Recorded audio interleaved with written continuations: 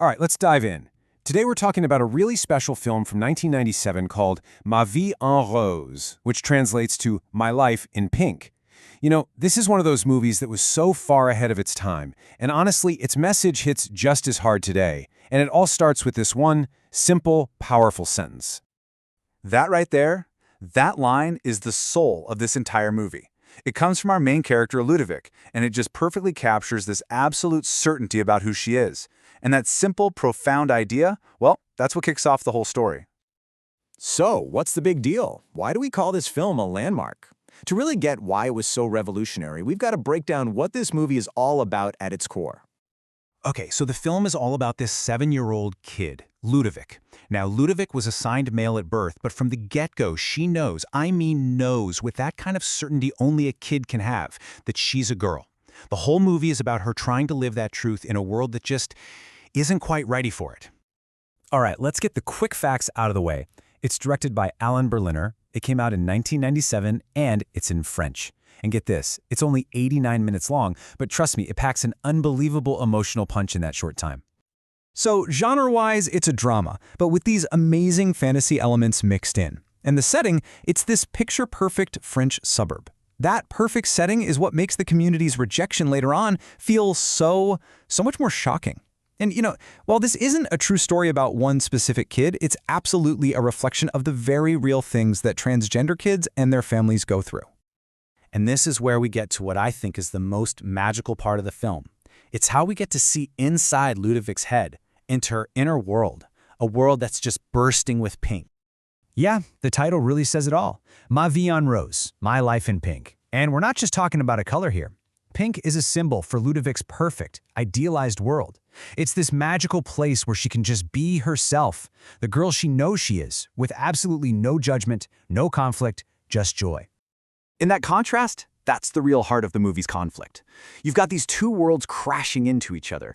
On one hand, you have Ludovic's beautiful, pink, Barbie-inspired fantasy world, full of love and freedom. And on the other hand, you have her reality, a reality of judgment, conformity, and just this constant pressure to be somebody else. You know, these fantasy scenes aren't just cool visuals. They're doing something really important. They're actually one of the first times a movie so powerfully and so empathetically showed us what gender dysphoria feels like. That deep, deep distress that happens when the world sees you as one thing, but you know in your soul you're another. But of course, Ludovic isn't in a bubble. A huge part of the story, maybe the most dramatic part, is how everyone around her reacts. Her family, her neighbors, the whole community. And her family's reaction, it's messy, it's complicated, it's real. Her mom, Hannah, is just torn in two. You can feel her unconditional love for Ludovic, but she's also terrified of what people will say. Then there's her dad, Pierre, who really struggles.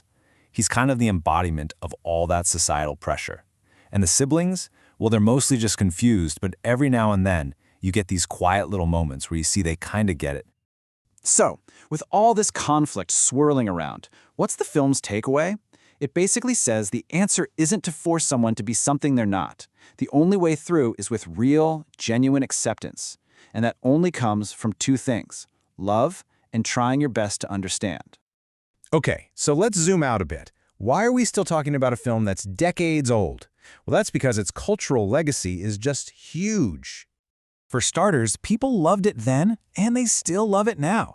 I mean, a 7.6 out of 10 on IMDb is no joke. That tells you that this story about love and identity has stuck with people for a very long time.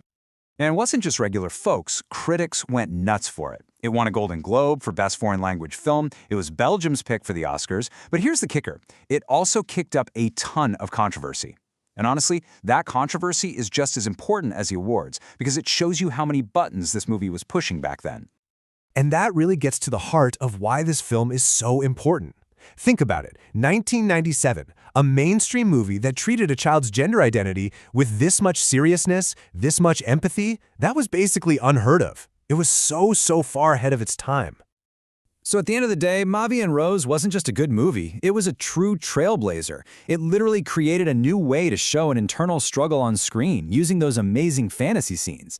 It kicked open a door, you know? It paved the way for all the more thoughtful, more supportive stories about transgender characters that thankfully we're starting to see a lot more of today.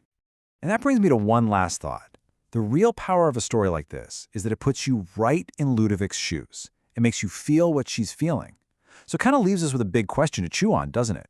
How do stories like this one, stories about struggle, about empathy, how do they push us to be a little more understanding, a little more accepting in our own lives?